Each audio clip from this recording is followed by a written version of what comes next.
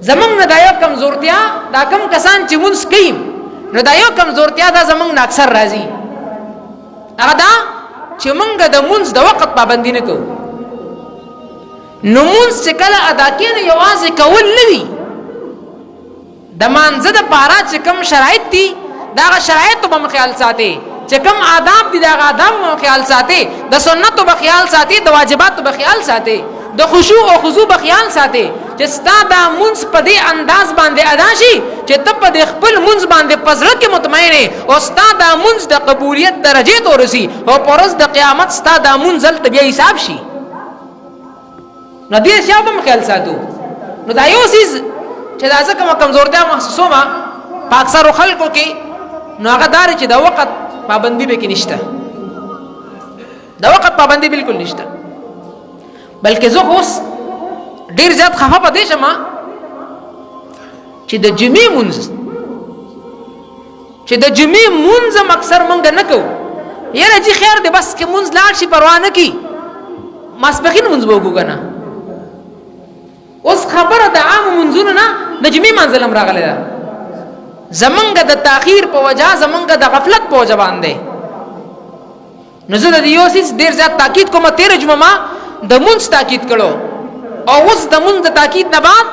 د مونږ د وخت تاکید کوم چې د مانځه د پاره کوم وخت مقرر دی او خاص کر په کوم وخت کې چې جماعت ادا کیږي نو هغه وخت ډیر زیات پابندي پکار ده ذکر رب قرآن کې فرمایي فويل للمصلين الذين هم عن صلاتهم ساهون رب میں فرمائی فويل دا ویل معنی مختلفه ده خو یو معنی دا ده چې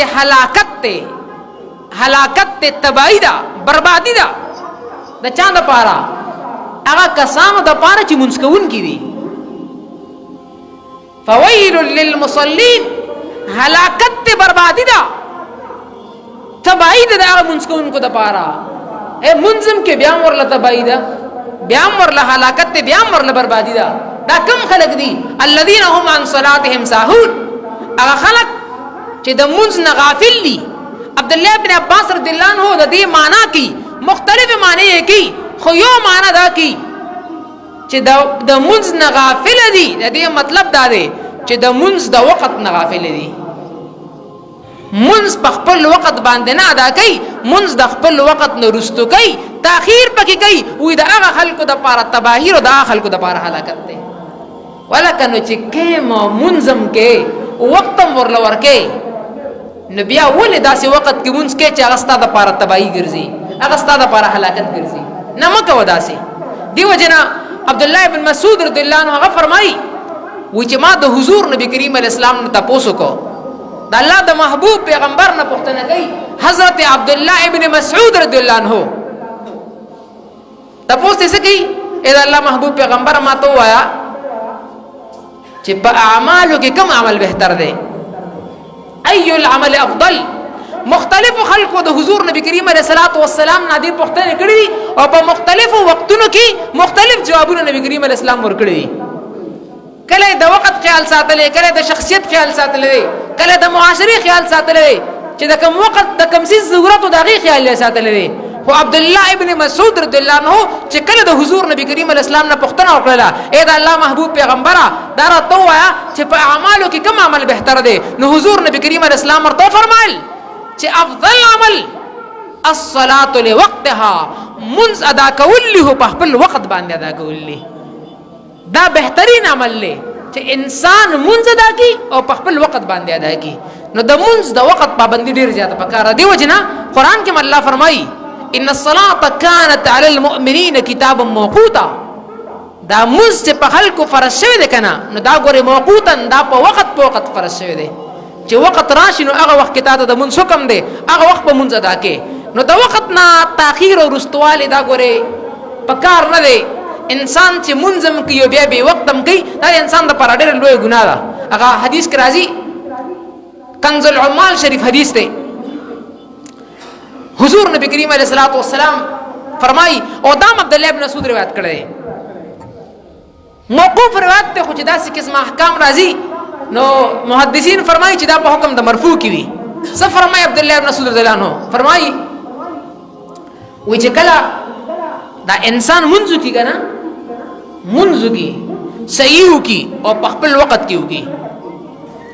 منځ د آداب خیال ساتي او منځ په خپل وخت کې وکي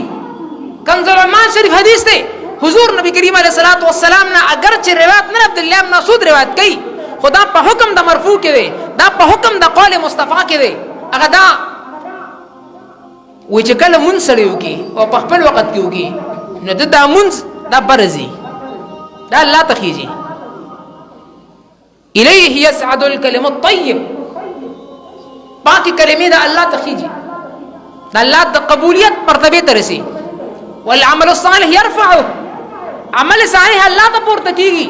یعنی الله قبلي د قبولیت مرتبه ته رسي نو دا رنګ چې کله انسان منځ کې په خپل وخت کې ادا کړي نو دا د قبولیت مرتبه ته رسي قبولیت مرتبه ته رسي او دا منځ د انسان ته دعا هم کوي دا منځ د انسان ته دعا کوي چې تا څنګه زما د آداب او د حقوق خیال ساتو الله جل مجدوه دې ستاسو حقوق خیال ساتي خو بل طرف ته بیا فرمایي چې کوم یو انسان منځ کو او په خپل وخت یې اونکه په خپل وخت یې اونکه د وخت پابندۍ خیال یې ونه ساتو د وخت نه رستو کو نو فرمایي وې دا منځ اوخیږي او دا منځ چې کله اوخیږي نو بیا په یو خیرنه کپړه کې ونغفل شي طلب فی خرقته په یو کپړه کې کپړم څنګه کپړه داسې چې رسته کپړه خیرنه کپړه رسته کپړه دا مونږ په دې کې رون غختلی شي او دا واپس راشي دی مونږ کوون کله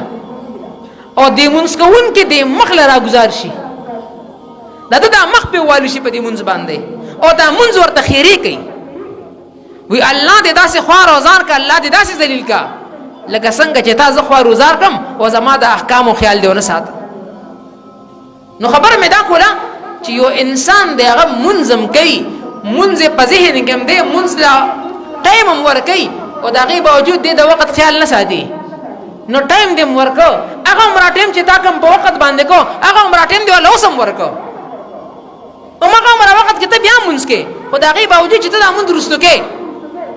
نو د ثواب په ځای باندې دا ستا دپاره هلاکت ګرځي فویل للمصلین الذین هم عن صلاتهم ساهون دا ستا دپاره هلاکت ګرځي نو هغه څیز چې هغه د قبولیت مرتبه ته رسېده هغه ستا دپاره باعث د اجر او ثواب ګرځېده هغه ستا دپاره په ورځ د قیامت باندې شفاعت کوونکی ګرځېده هغه څیز تا داسې وګرځو چې الټه تا باندې وبال لې الټه ستا دپاره تبعی د ولې داسې کوي نو بهرحال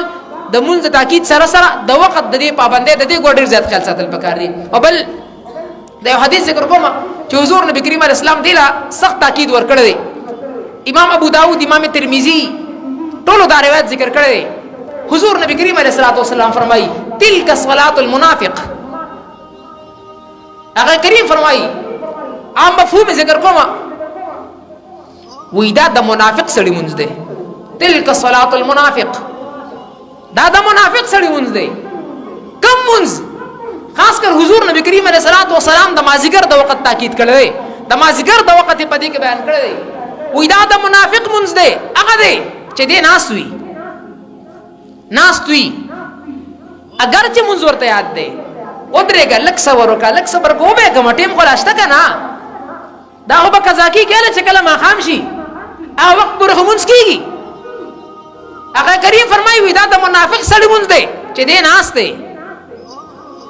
د مازدیګر د مانځه وخت دی دې مونځ په وخت باندې نه ادا کوي دې انتظار کوي تر دې پورې چې د انمر په زیړی شي د انمر په زیړی باندې شي اوس دې پوه چې اوس رانه ټایم ځي اوس وخت نشته اگر چې دا وخت مکروه هم دی او په دې وخت کې راشي حضور نبی کریم علیه السلام فرمایي وی د چرګ غوندې څلور ټونګې ولګوي اگر چې په څلور رکعته مونځ کې اته سجدې راځي حضور نبی کریم علیه السلام څلور ذکر کړی و دې څلور ټونګې ولګوي څلور ځکه چې دته اوس وخت نشته اوس په دې زر مونځ کوي اوس په دې دومره زر مونځ کوي چې دا سجدې به هم صحیح نه ادا کوي نو دا دوه سجدې داسې دي لکه یو سجده چې ده وکړله هغه کریم فرمایي وې دې په دې وخت کې سلو ټونګي ولګي د چرګوندې لکه څنګه چې دانه را پورته کی ټونګه لګي وې دا رنګ دې هم بس سلو ټونګي بس مکه باندې ولګي او په دې کې دې د الله جل مجده یادونه کی څنګه چې د الله یاد پکار دې لګوندې به الله یاد کی ولې ځکه اخري وخت ته نو حضور نبی کریم اسلام فرمایي و چې دا د منافق سړي منځ نو یو طرف ته منظم کوم او منظم دې د پاره کوم چې الله ته حکم دی او دې د پاره کوم چې مؤمن یما دې د پاره کوم چې زما غاړه آزاد شي او بل طرف ته پزان کې عادت د منافق راولما او څنګه راولما په دې طریقې سره راولما چې منځ دې کوم نو حضور نے فرمایي تلک صلات المنافق دا د منافق سړي منځ دی یجلسو دې کینی ناسو انتظار کی د څه انتظار کی د دې پور چې مر په ځړی باندې شي ترای پور دې ناسو غب شپ لګي